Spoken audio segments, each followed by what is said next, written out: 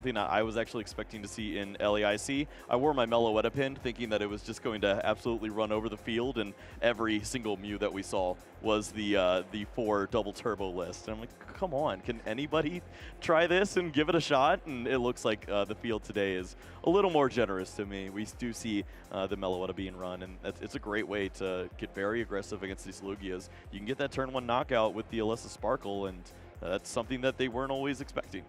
Yeah, you definitely need that to make sure you can be keeping step in step with these Lugia decks, because the Lugia decks, yeah, there was a couple of times over at LASC that we saw that they didn't necessarily have the startup that they wanted, but then still being able to see the bounce back potential that they had with just how streamlined that engine is once it gets up and going is just insane.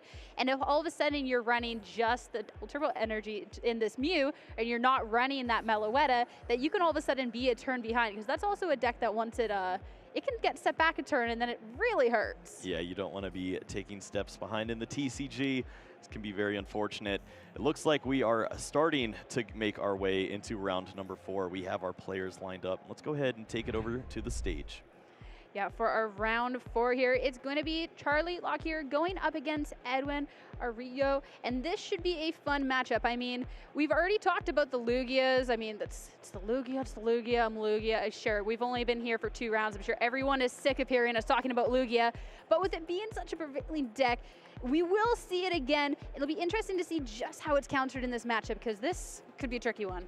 This is incredible to see Charlie once again on the stage here. We had him featured early in a regional that we recently had, and was playing this Vikavolt deck before it had some of these tools that we were looking for. It was really awkward to see it attacking with these Zapdos, helping just to give 10 extra damage and trying to get the job done. And now that that deck has the Reggie Alecki to help out and get some damage rolling, he says, yeah, that's not fun anymore. I want to go even deeper into the tank. We are going to see an Inteleon box featuring some very cool attackers here in the Articuno and the Ice Cube.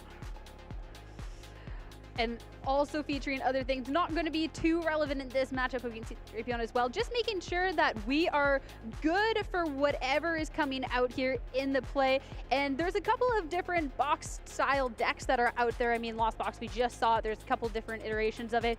But Inteleon Box, that will be fun.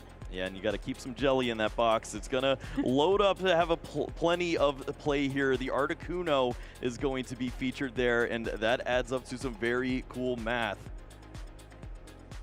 Yeah, we talked about that paralysis in decks to go up against this Lugia, and that emergency jelly paired up with something like the Articuno is definitely a good way to make sure that you're not KOing yourself, because that paralysis comes at a heavy cost. Yeah, it can be very difficult. If Charlie gets set up and lines up the math perfectly with the Articuno and the emergency jelly, then Edwin can be in a world of hurt. We're going to see what Edwin has for us there, as it is going to be a Lugia V-Star deck, but it's featuring some interesting inclusions. I mean, these Lugia decks do have to adapt as well. Edwin, with the Lugia to start, is going to be able to go first and use that Evolution Incense to start trying to be able to pull some pieces. Very different Lugia list from the one that we just saw, though. I don't think we're going to get quite as crazy with some of these Texan Lugia as we got to see with that Mewtwo V Union. Instead, we'll see a couple of the more standard things that we've come to know paired up with a couple of different picks. Great to see Edwin on that opening search, looking and identifying that Bird Keeper that is going to be a pivotal card to avoid the lock here that Charlie is going to try to use with this Articuno. And their Evolution Incense, so good to get the Archeops and just follow up Ultra Ball. Being able to Ultra Ball for the 2 Archeops is always a great feeling. That is maximum value there. You get to pick a Pokemon, get both of those birds in your discard as fast as possible. So nice. And that Ultra Ball just going to be used to retrieve this Snorlax. Yeah, Snorlax can be incredible with that unfazed fat, having an opportunity to just avoid the awkwardness of the paralysis here from the Articuno. So going to be targeting that early, and this has been such a fun inclusion in the Lugia decks. Been speaking with a few players out in the field, and it's slowly making its way into more and more builds. It's easy to see why with that ability. I mean, the last thing you want is to find yourself on the wrong end of that paralysis, or even just a couple of these effects that they have going out there, like, okay, well, Amazing Evolve, I'm just going to KO your thing, and you are done for. Just having that Snorlax on the bench, though, we pass over to Charlie, and we're going to start with that level ball.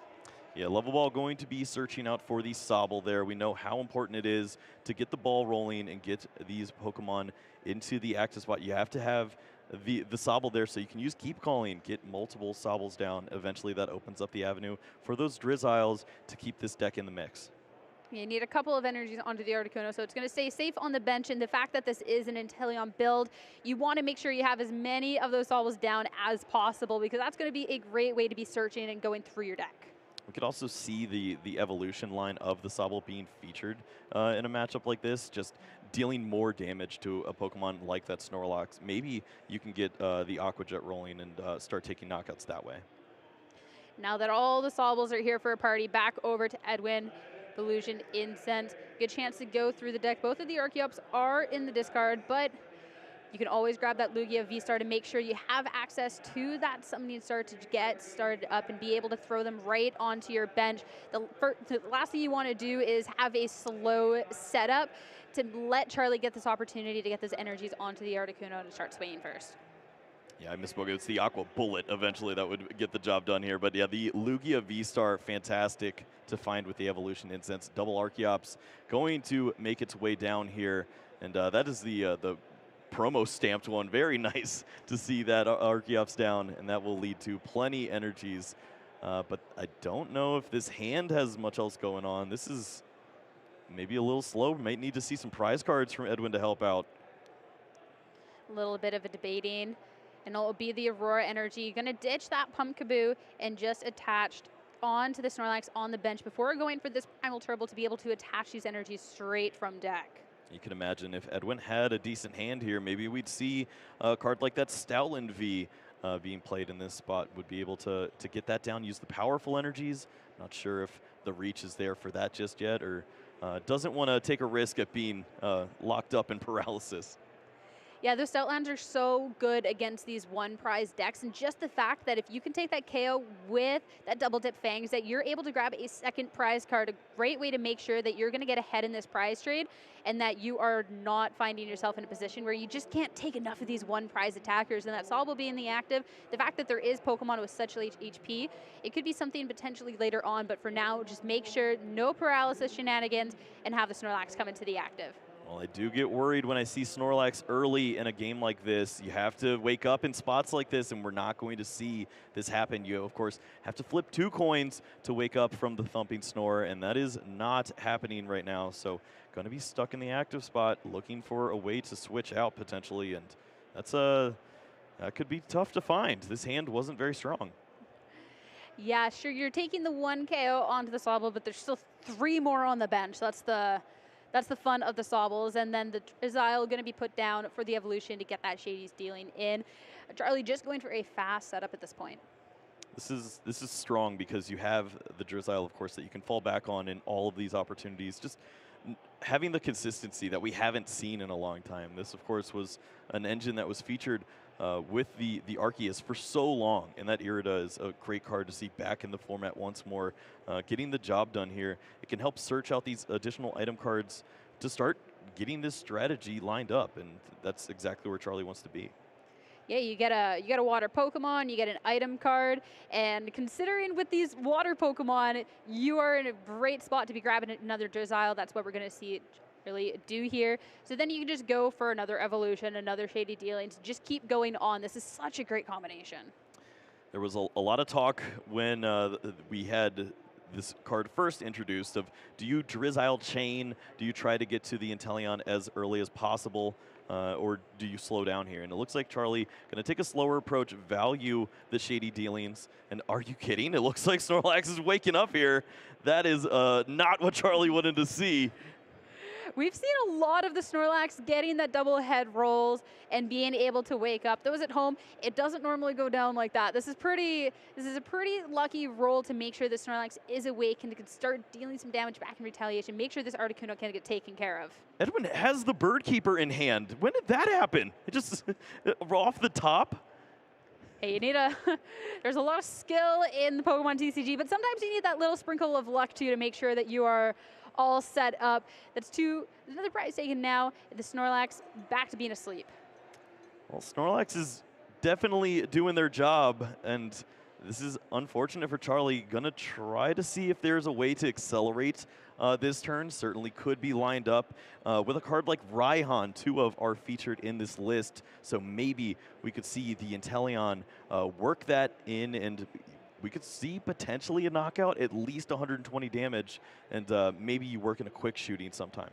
That's one of the nice things about having these one prize lists is a card like Raihan just becomes so much more powerful because, sure, your Pokemon don't necessarily have the most HP, so being able to play that, get this quick energy on can be so strong.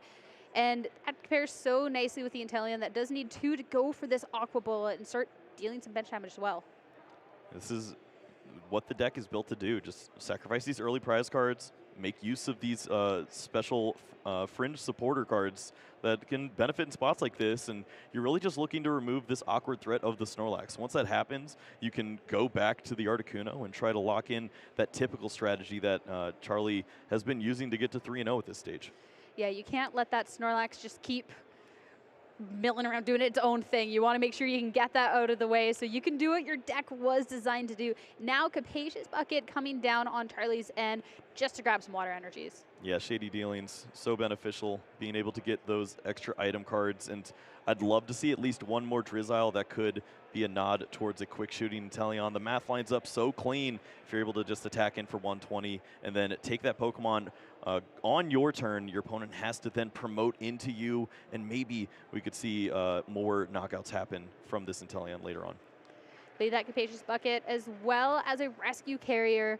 I know from Charlie, quickly going to play down the Capacious Bucket and then go with the Rescue Carrier. Of course, being able to grab a Pokemon under 90 from discard, and that's going to be another Sobble right on bench. Followed up with the Drizzile. I mean, this style of engine with this Inteleon has been around for a bit, and it's for a reason. I mean, look at how fast it's just going through. Yeah, it doesn't feel like we're at a regional championship if you're not saying Shady Dealings. And sure enough, it is going to find its way back on. And this is exactly what Charlie is looking to do in these spots. Just has these high hit point Pokemon, 1 prizers. He's consistently going through his deck every single turn, and it's going to start setting up potential knockouts. That Drizzile is a real threat on the bench, as it could be quick shooting. Wow. Wow. The Snorlax, it's so close to being KO'd, but sticking around for another turn and understanding the situation is yet again going to roll that double heads to wake up in this position. I mean, that is... All right.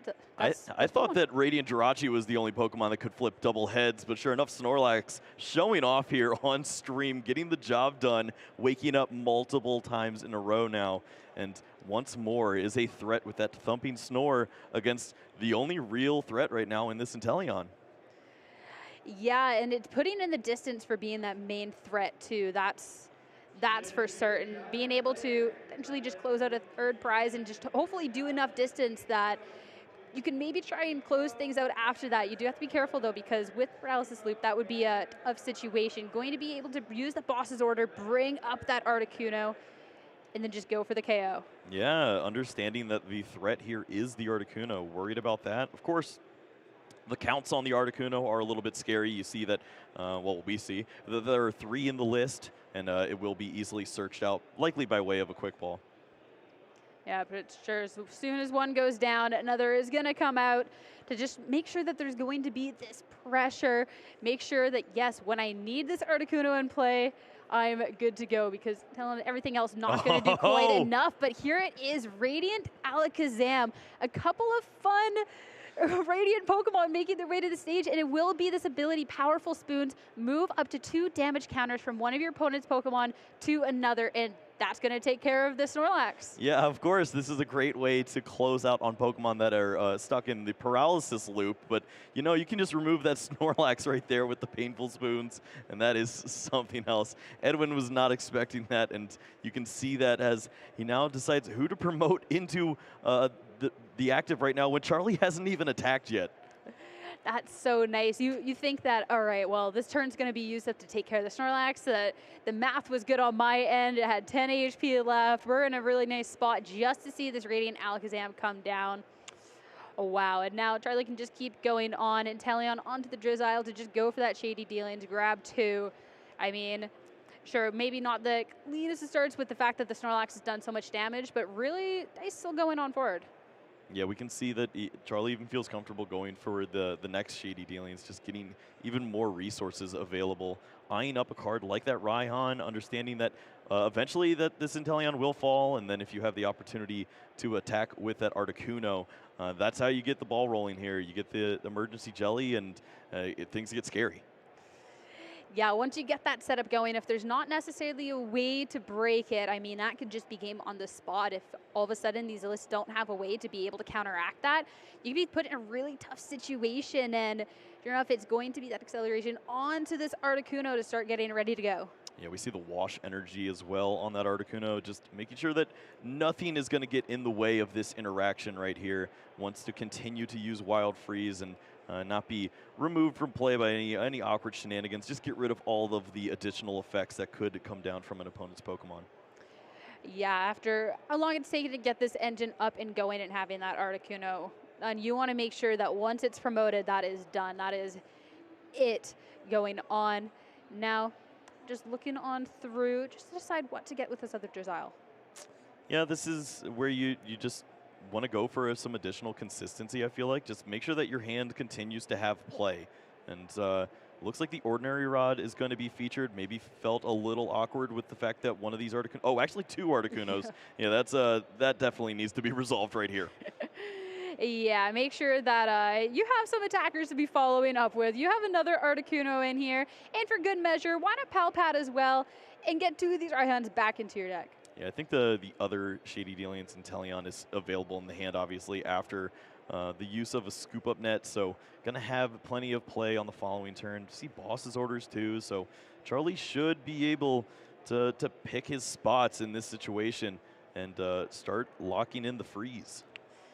So then goes down to the moment, once there's the freeze, how do you counteract that? You use your Bird Keeper at a perfect time, and you knock out this Articuno, and then you hope that your opponent cannot find another one. And I think that window is closing drastically, as we saw that Charlie was able to get multiple Articunos into the deck and is trying to have an opportunity to be able to chain those together. I think Edwin is going to have this turn to really at least take this knockout and hopefully not see the answers from Charlie's side. There it is, the Articuno doing what it does best, is going to be able to go for that onto the Archeops and just a little bit of damage.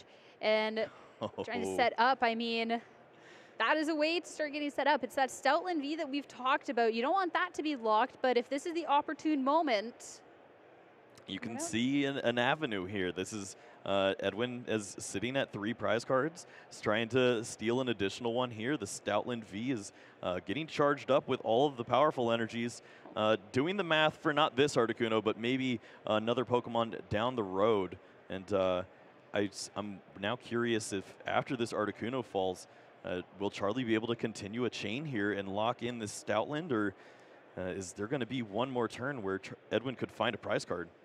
So that's what it's going to come down to, is just that one more turn, because we have seen in the past that players are 1 prize away from taking the win and are unable to. So now being able to go for that Bird Keeper, swap the active with the bench, that is going to be 2 prizes thanks to the double tip fans from the Stoutland, allowing you to take another prize if it was knocked out from damage. So last in prizes, that Radiant Charizard. We'll have to see if Charlie can get a lock this turn or if Edwin will be able to follow up next. Yeah, Edwin was so reliant on the switching effect of the Bird Keeper. He forgot to draw his cards with the Bird Keeper.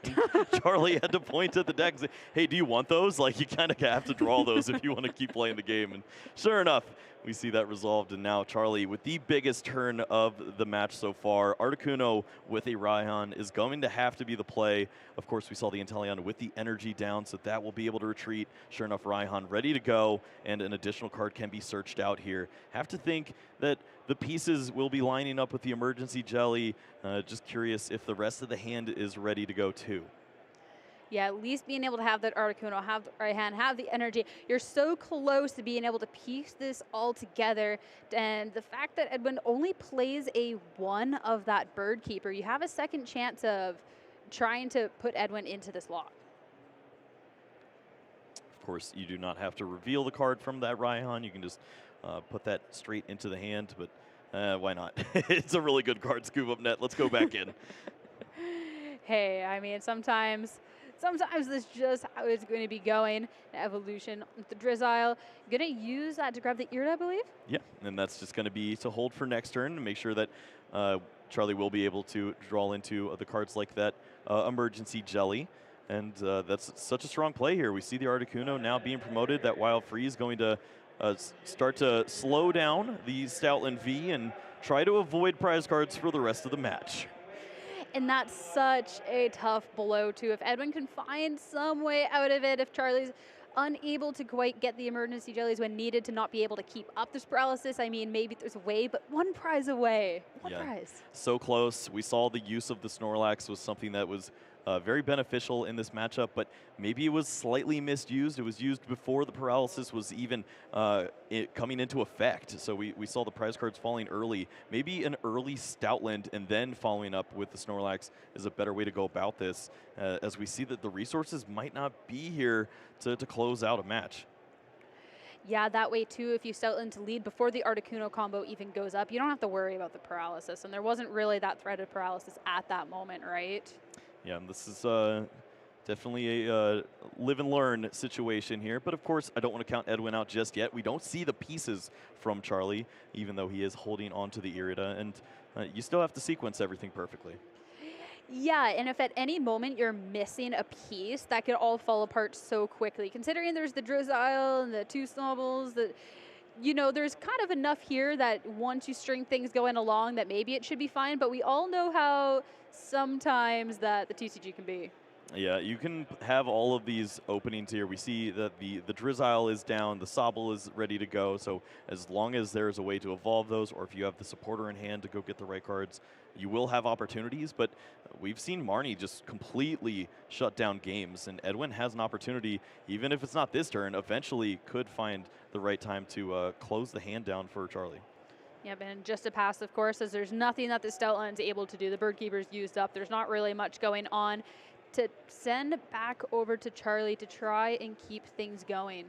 Yeah, we don't have freeze in the Pokemon TCG, but I guess this is the closest thing we're going to get to it. Paralysis feels pretty similar, I suppose, and freezing for a turn, I guess, is how this is going to be. But we're going to see that a lot of turns in a row here, as Articuno is going to continue to get a little more help now by way of this Irida. Yep, get a water Pokemon, perfect to grab a Drizzile or Inteleon and an item card. Make sure that you can start stacking up the cards you need in your hand for the next coming turns. Make sure you always have that emergency jelly on hand, since the Articuno does do damage to itself with that Wild Freeze and doesn't really have the most HP itself. Oh, we do see the cards added in. Edwin seems unfazed as he's seeing the emergency jelly, and I feel like I would be a little bit terrified, even if I knew what was coming. That's the moment your heart drops, like, oh, wait a second, this Articuno is not really going to go down, is it? You didn't prize all three? Oh, no. One was prize, but, you know, you do a bit more than that. A little bit of shenanigans. I mean, that Radiant Alakazam that's in the list, I mean, that's so nice to be able to manipulate where everything is going. And now, emergency jelly being thrown on, and all the damage counters being thrown off. Yep, that is so clean. Just does not have to worry anymore about the damage on the Articuno. And okay, Edwin is going to read the emergency jelly, and rightfully so. Now here's the moment of, okay, how do I make sure that I'm good against this? And you were talking about the Marnie and to cross your fingers and kind of hope. Is there anything else really out of it? It doesn't seem that way for now, at least. It's going to have to be an opening like that if the emergency jellies just continually chain in this instance. The one benefit is that once it's used, it's probably going to be, it's gone for the rest of the game. So you just have to make use of all of the emergency jelly at the right time. And maybe Charlie isn't able to chain those together. But bench spaces do open up by way of scoop up nets. Maybe there's some opportunities there for Charlie to get another Articuno down. There it is, just another pass. I feel like in this best of three, that's maybe how we're going to see the later part of this game go, as there is then this lock over on Edwin's side. And just yet again, Wild Freeze. You are not allowed to play the game for another game. Have fun. I think Charlie was trying to move some damage with the Radiant Alakazam onto the Lugia, just moved 2 damage counters, and then Edwin adjusted for that. So maybe a little extra damage on that Lugia. We'll have to see if that's true. Maybe the judge can adjust that at some point. But regardless, the main key was to leave the Stoutland at least 20 damage short of the knockouts so that the Radiant Alakazam can take that on the following turn and the freeze can continue. Yeah, you want to make sure that you're not accidentally then taking a KO that's not really going to get you the game, considering that Edwin only has to take one prize card. Well, we're going to see if there's a way to slow this down. The boss's orders is also potentially beneficial, as the Radiant Alakazam now stuck in the active spot, and that's a double retreat cost. Edwin definitely going for anything that he can here to just make sure to get this loop. Okay, so there was the combination of the quick shooting also happened at the same time. So that's how that was resolved. All right. Make sure everything's all good. When you have this many dice on the board, sometimes things get out of place, but we're all... Sometimes you just need a point for the stream. Exactly, right? For everyone at home, it makes things a lot nicer here. And that's going to be then... I believe the damage counter is being moved on to that Stoutland, going to be KO'd, and bringing this Lugia V-Star into the active. Yep, and I don't think that Charlie is scared just yet. If there is a way to search through the deck, then we certainly could see a card like the Air Balloon found in this spot, and it looks like the Inteleon is going to use Shady Dealings to likely find just that. Yeah, being able to just consistently involve these up, consistently have access to these trainer cards, make sure that you have a way out of any situation is so nice. We see the Air Balloon in deck as well, and quite a few options to kind of work around with. We see the damage adding up here now. Charlie really just needs to take this knockout on the Lugia V-Star and close out on the Archeops, and the damage is piling. The quick shooting Inteleon is going to help even out the math, and you'd have to think that with the use of this emergency jelly this turn, that's at least 2 more wild freezes for Articuno. That's probably enough to close things out here in a couple turns. Yep, that emergency jelly just being able to be stored on that Articuno is just so strong. Another card taken there just to make sure that the setup is going to be all good. Quick ball away through the deck.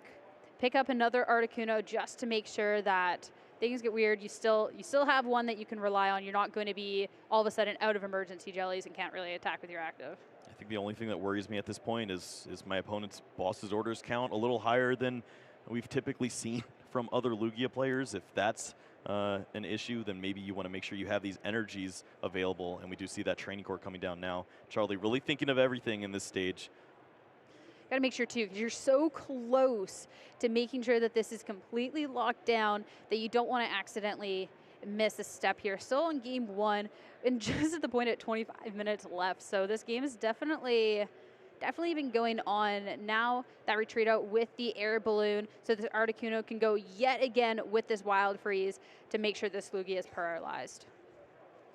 Yep. So this is starting to add up here. I don't know if the Aqua Bullet would be enough to close out in this spot, but certainly have to think that Charlie is eyeing something up with that. When you see the attachment already occur, you would have just held on to that if you're worried about a boss's orders retreat. So Charlie maybe looking to close out one turn earlier than we expected. Luminion V on the other side for Edwin. What supporter could be found here to help out? And it looks like that Marnie strategy is going to finally come down. Maybe can slow down this deck by the one turn he needs. Just one turn, just one chance to just make sure that Edwin has an opportunity back into the game. Sure, there's quite a few different ways that Charlie can try and get back what he needs considering the setup that he has on his end, but you can always hope and you always have to be going for it in this spot. Well, as of now, it's a little bit short of being a one-turn KO with the Aqua Bullet, I believe. I guess I don't want to speak until I have a calculator in front of me because this can get dangerous, but I think we've seen plenty of ways to manipulate the damage so far. It's basically just down to the quick shooting and the Radiant Alakazam helping out into manipulating the damage onto that Archeops and trying to take all 3 prize cards in one turn. Yeah. Capacious Bucket used, but no energy left in deck to other ways to be able to try and get it. I mean, of course, with that training core, level ball used to grab that mana. If you just make sure you can clear out what you don't need from this deck. Resources very thin at this point. Both players trying to just close out. Edwin needs one more opportunity. Paralysis has been such a pain right now, and Charlie understands exactly what's happening. Articuno likely going to get 2 more freezes in.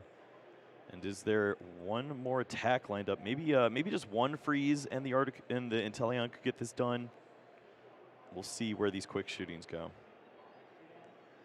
One of the bench Archeops is the damage counter just gets higher and higher. You want to make sure that you can get that 3 when necessary. You can move, it seems like, all onto the other one before going for that wild freeze.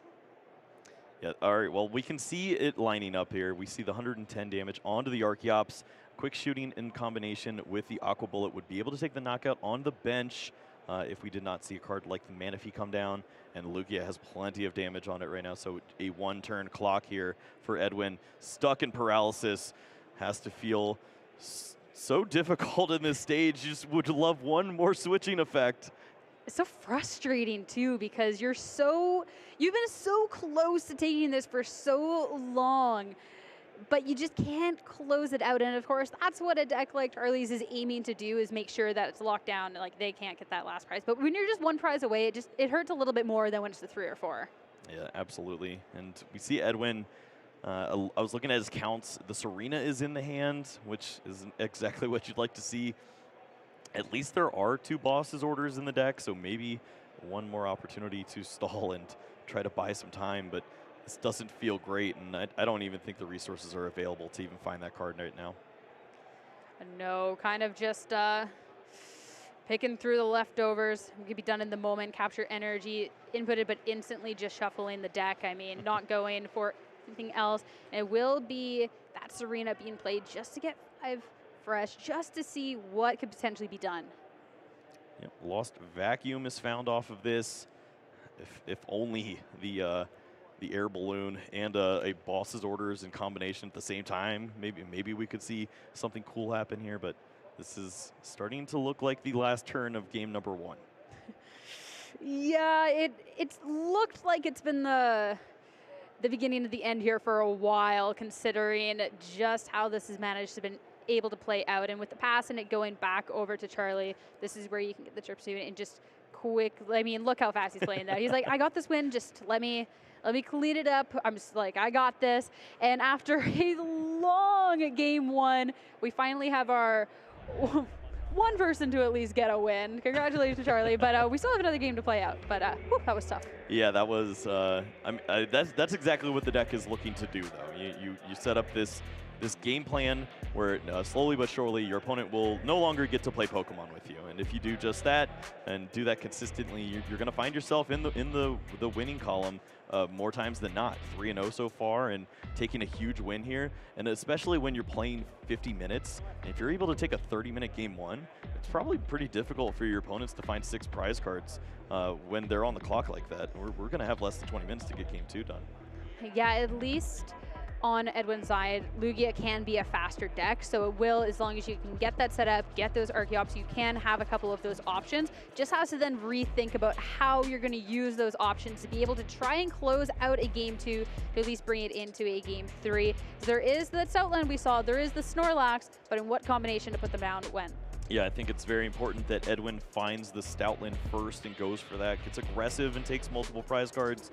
You can take 4 early prizes against this deck and then start to see the Articuno. You can see a world where maybe you Bird Keeper into that Snorlax and your opponent just doesn't have the right cards to close out. You can take a quick game 2. Yeah, because there's not very many options that Edwin has here. So that management is going to be more important there ever, to make sure that you have everything lined up when it needs to go, because we got to see just how close he was able to get in that first game with those 2 Pokemon, but you just have to utilize them in a little bit of a different way. Luckily, neither going to be prized here to start on Edwin's end. Yep, not too bad. And also, you just have to note that these cards were not an auto-inclusion in the Lugia build, even as early as last week. And Edwin, with the understanding that these are cards that can definitely help out in matchups, Snorlax and that Bird Keeper, but you got to use them at the right time. At this point, you're like, oh, I wish I had a second bird keeper. If I knew there was going to be so much paralysis out there. It'll be the Manaphy to start. Edwin going first here, and the Ultra Ball just to pitch 2 away and get this Lugia onto the bench. Yeah, you'd like to throw away some Archeops at spots like these, but sometimes the hand is not going to be that helpful. And this looks like a little bit of a slower start where Edwin is going to need some help from his supporter next turn. And the slower start is definitely not something that you want to see either, because something that's going to be going good for you is all of a sudden if you can get your deck up and going so fast to take these prizes that you still have your options available by the time that Charlie gets that lock and gets that paralysis. So you can't all of a sudden get things going. That hurts. Well, thankfully for Edwin, we do not see any of the powerful energies just yet. It is very important that you are able to get those with the Archeops or play them onto the Stoutland before any awkwardness like that Professor's Research is played.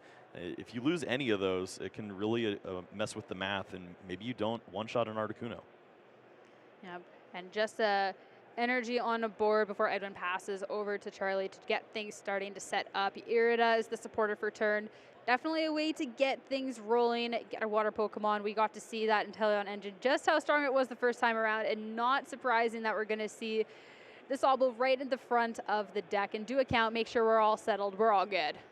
Charlie feels very comfortable in spots like these. Just, do I have a scoop up net? Do I have an energy? Can I attack with Sobble? Cool. If I can get a full bench, I'm going to eventually get my optimal strategy rolling. Capacious Bucket, Sobble ready to go with a Keep Calling. And this looks like an exact replica of game number 1. And if it goes the same way as number one, I mean, Charlie in such a nice spot here. I don't think this game is going to close out on Charlie's end whatsoever, but winning the first game and being in this situation, even if we go to time, Charlie going to be taking a win here and just looking at fantastic. We're going to see all those Sobbles come down thanks to this Sobble attack, and that is a great first turn here. Edwin is going to find that Lugia V-Star. And another way to get some cards into the discard pile. It's unfortunate just the order in which he's drawing these cards, but at least can eye out the Stoutland or the Snorlax right now. I'd really love to see the Stoutland get aggressive in this spot and take multiple prize cards, and Edwin's going to have that internal debate right now, and it looks like he's gonna switch things up this game. And you were talking about in the first game how you would have liked to see this swap, and it could work out so well, especially since you're only going to need that one powerful energy, not the for however many you had last time, to be able to get this KO on the Sobble, as long as you're able to get an Archeops on the bench with this Lugia. Yeah, and you can feel pretty comfortable playing more than just the one powerful energy down. They only really benefit the Stoutland. You're not worried about other Pokemon trying to reach for knockouts, maybe Archeops against an Inteleon at some point, but I think if that's happening, the game went very awry. So we're going to see at least the typical strategy of the Archeops from the Evolution Incense and try to find the discard pile. I'm scared if we're going to see 2. I think almost the whole hand has to disappear if we're going to see double Archeops. But at what point do you just have to go for it, though? Because you're going to need a way to get this Manaphy out of the active. You're going to need to get this energy on the Stoutland to be able to attack to take this Sobble for 2. I don't think you can really play too passive. We're going to see the Crobat discard there, which would have been a way to add some additional resources to the hand and maybe not have to make too awkward of choices. The Lumineon is there in hand, but the retreat here is a little bit goofy. That means that the double turbo energy might have to be used on the Stoutland, and that can limit your damage output. Though to be fair, actually, yeah, because then the math is so weird and tough situation with these different special energies and just how they have to line up, because needs to be important with the Stoutland that you're getting that additional, but then all of a sudden proactively going against that puts you in a tough spot. Yeah, I think maybe that's why we're seeing the Snorlax added to the hand there. Of course, the main reason was just get the Archeops into the discard pile, use the Summoning Star, and have some options. But when these energies are charged up, you're picking one Pokemon to get these energies accelerated to, and one to retreat and a couple to attack. You maybe don't get your energies placed in the right spot. That's the thing, sure. The 2 Archeops and just how much you get to throw on to your entire bench and your Pokemon that turn is insane, but sometimes it needs a little bit more than what you can account for. And the fact that we're going to be able to see that first energy attachment come down onto the Snorlax that was just benched, this is not going to be the Stoutland lead that you were looking for.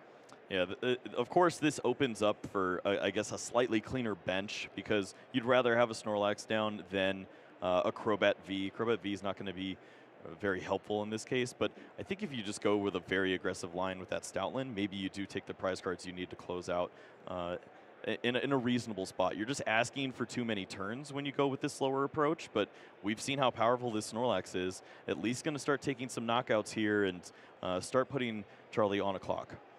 Get rid of the first Sobble at this point. Still going to stay asleep, but going to have a second chance. We did get to see really fortunate wake-up rolls in that first game too, which allowed to get the Snorlax to get that momentum needed. And that's a really quick way that this could also go wrong in the second game, because if you're asleep by the time things start up, well, then you're a turn behind in a game that you already lost. That is a great point. We've been very fortunate to see the Snorlax continually attacking, and if you take one turn off, we've seen how important that is. It gives Charlie this huge window to find all of these cards, to get the emergency jelly and make full use of that on the Articuno. And we're gonna see the chip damage one more time from this Articuno. Just gonna Ice Wing and get that little bit of damage that's necessary to start to play with the math. It's so much math in decks like these to make sure that everything is lining up. We got to see with it taking the 3 prizes right at the end for Charlie, just how each little piece of damage can be so important and crucial at this moment. Level ball being played though, great to go and grab yourself a Drizzile. It's nice to continue the chain here. You need to get the Inteleon down, you need to draw into these resources, and eventually have the opportunity to use Raihan and continue to have the Articunos ready to go. And right now, we're not seeing it just yet, but thankfully, plenty of Sobbles down, and the opportunities will eventually reveal themselves. You take down a Sobble, there's always another one in its spot to make sure it's nice and ready for that evolution for the Shady Alien to just keep going. These decks are so hard to deal with in that case, because as soon as you take that KO to get that momentum, well then, there's another level ball. Here we go with another Drizzile, and it gets so frustrating on top of everything else frustrating about this Articuno. Well, it looks like we saw Charlie even looking at the rare candy, and I was curious if that would potentially be a card that we see soon. That'd be cool to maybe get a very aggressive, quick shooting Inteleon down, and you can get plenty of damage accelerated. I feel like if you're in a situation where you lost game 1, that'd be really strong. You could start to increase the time clock here and get the job rolling, but I'm gonna maybe play a little slower. We'll see the Raihan at least, as there was a prize card taken last turn. Yeah, great to get that energy attached to the bench Articuno here and just go and get a card to make sure that you're all good. Though, I don't think Charlie in the spots really needs to play fast. If this just goes like the first game went, as long as Edwin can't get himself out of a bad spot, you still just win. I think this just speaks to how strong a player Charlie is. He's going to make sure that this deck plays as best it can. And he's going to give us a full show here, which I respect that, of course. It's like we see a lot of players start to slow down their pace of play when they win that opening game, and they're just trying to survive. And Charlie is going to show exactly what this deck can do.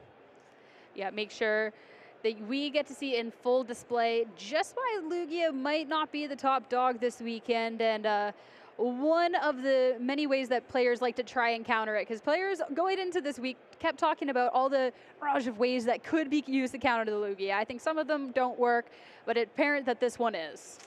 Well, one way that your deck can function very well is if your opponent just doesn't attack you, and Snorlax is stuck asleep, as it so often does in all sorts of fashions in Pokemon, and that means that Edwin is going to have an issue on his hands. Do you try to search for that Bird Keeper? Can you even find that at the right time? It's not like there's plenty of resources right now. There's 2 cards in the hand and a full bench. That's such a bad spot to be in, because if your Bird Keeper is just used to let your Snorlax do something, well then you're still falling victim to this paralyzed lock that this Articuno has, and that is your one main way to get out of it. You see the amazing Destruction Evital added into well, as a 6th Pokemon onto the bench. That's a little illegal, but going to be added to the hand there, and I think this just speaks to where Edwin is right now. Going to have to pass the turn over, no real plays available, and Snorlax is going to try to wake up, and hey, just in time. Just in time to be paralyzed. Well, let's go. Yeah. Maybe not paralyzed, as Snorlax is going to try to avoid that with Unfazed Fat, but oh yes, we'll, right. We'll see. We'll see maybe if Inteleon can work its way in at some point.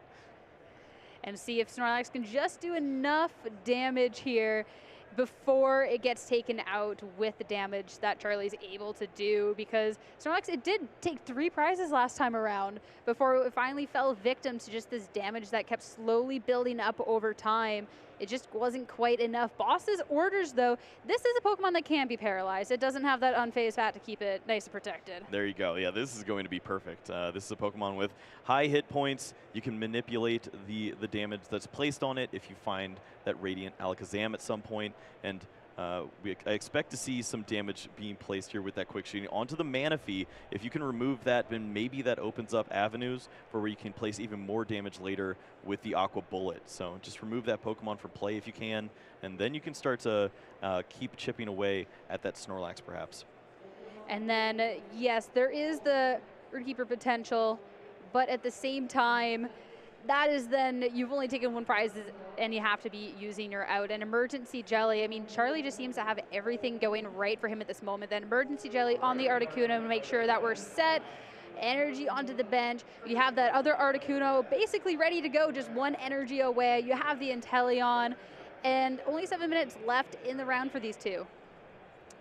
Well, we see the 4th Water Energy played down. That is the last basic Water Energy in the deck. There are only 6. Of course, we've seen the Wash Energy also featured in the list. And Charlie being extra conservative, wondering where do I place this? Can I even afford to place this on a Pokemon that isn't Articuno at this point? And going to just play that where it needs to be. Have the 2 attackers lined up, and if something wild happens with a Boss's Orders, at least all of these Pokemon could make use of a scoop-up net. Yeah, every Pokemon has some sort of use going on if something tricky happens. Quick Ball away a Pokemon just to go and grab a Lugia V from deck here for Edwin's side. At this point, though, with just that 1 Birdkeeper, where is this opportune moment to use it? Well, it's slowly becoming a 1 in 30, a 1 in 29, a 1 in 28, and Edwin's going to continue to just draw cards until eventually one of them is something that helps here. I'm a little surprised that we haven't seen the Archeops start to take some energies out of the deck and try to help out. At this point, you have to do anything to help your odds here of drawing a Birdkeeper and maybe getting in the way of this loop. That's the problem with only having those one-ofs. Sure, it's nice when you have it, and he was pretty fortunate to draw it when he could in that first game, but that's about where it ends up. Now that pass, and it not being paralyzed the Stoutland anymore, back over to Charlie's end, just for him to keep going with that setup to get it paralyzed for future turns. Well, this would be the turn to have that Radiant Alakazam. You could place that down, move some of the damage counters off of the Stoutland V, and then, of course, move those back on to take a knockout when you so choose. Don't want to just be taking knockouts on these Pokemon and allowing attacks on the next turn. Nope. That's definitely not the situation you want to be in for Charlie. Roseanne's backup is going to be making an appearance. You get a barrage of options here. There is quite a few things that you get to shuffle from your discard back into your deck. You get 1 or more, a Pokemon Tool, Steam Card, Energy. This is definitely a backup plan for sure. Yep. Break glass in case of emergency. Roseanne is going to do just that and say, we need more jelly. And that's going to be a knockout here on the Manaphy. Perfect placement there to have a knockout lined up on the Stoutland V on the following turn too. And Charlie doing everything perfectly in this spot to almost lock up 4-0 here in Toronto. Yeah, being able to get these KOs and being able to do so in a position where Edwin still has so much ground to make up. If he has any way to try and make into it, definitely has to feel good at this point.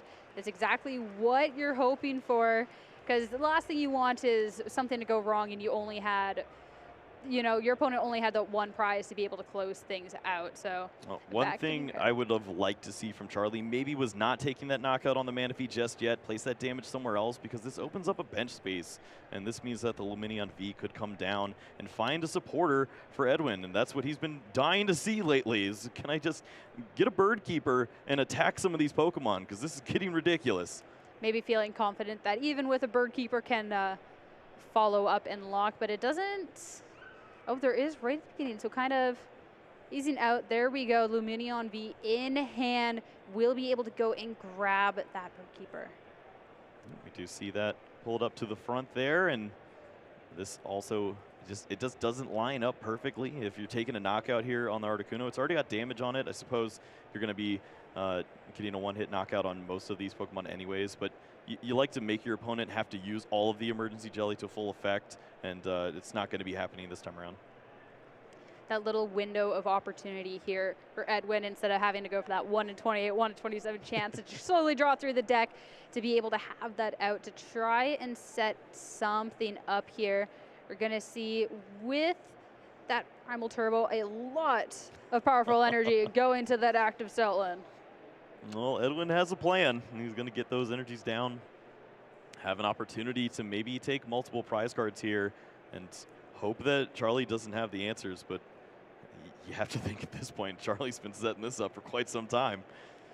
Yeah, even one thing going wrong, I mean, kind of seems to be in a position that could maybe try and get this back. You see that is just going to be the Stoutland going back into the active. Would have been a manual retreat with the energy on another Pokemon to make sure it can be a KO onto the Articuno with all of those powerful energy attached to be able to grab additional prize cards, so 2 in total thanks to the Double Dip Fangs.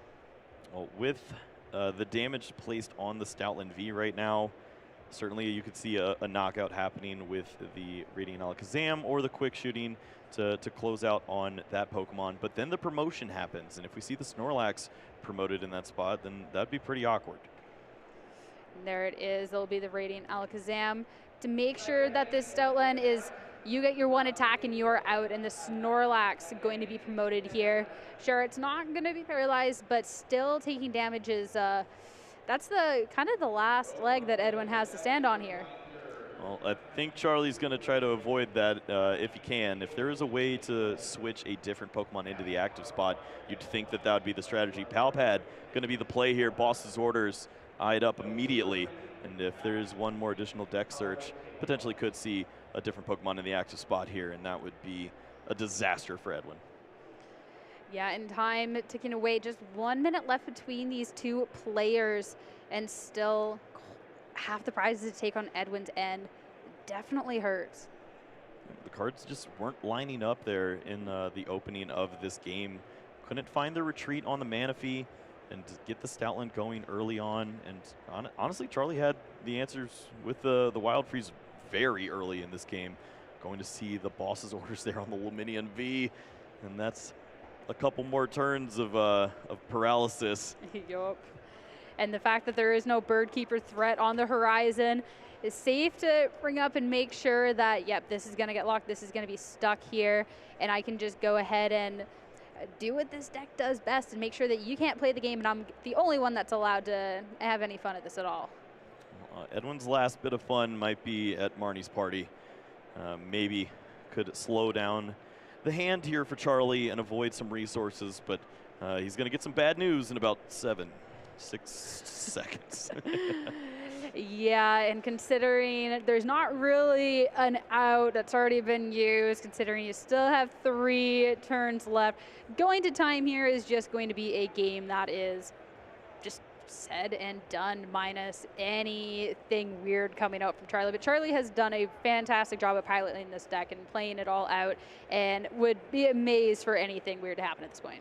Yeah, the speed at which Charlie was playing this match, he almost was able to win by prize cards. I think he's going to be just a little bit short, and both players understanding that that was a phenomenal performance there from Charlie, who's making a name for himself as one of the top control players here in from the United States, playing here now in Canada, doing a fantastic job, and maybe going to be mentioned with some other great names like Sander, as we've often shown here on the stream. Out of all people, too, I'm glad it's Charlie that we're talking about with these control decks as well. Considering the last name, it just seems really appropriate, and just you always have to love how that ends up. But really, just with this deck and how it's been able to perform so far on today, that just smashed Lugia out of the park. That was perfect going up against this Lugia meta. That's very demoralizing when you're playing Lugia and you're so used to just obliterating your opponent in 4 turns, and they make you tilt your Pokemon and cry for, what, 20, 30 minutes? For the entire game, you just sit there like, oh, okay, I understand my fate. It is not great. You can maybe hope that there's not really too many of that in the field, because the last thing you want to do is go up against that again. That does not, I don't think that was a very fun 15 minutes for Edwin. Yeah, I think a lot of the players were, if they were going to see a deck like this, it was going to be with Palkia. Palkia was trying to have this as an inclusion in their list to chip away at the Lugia and then attack with the Palkia and take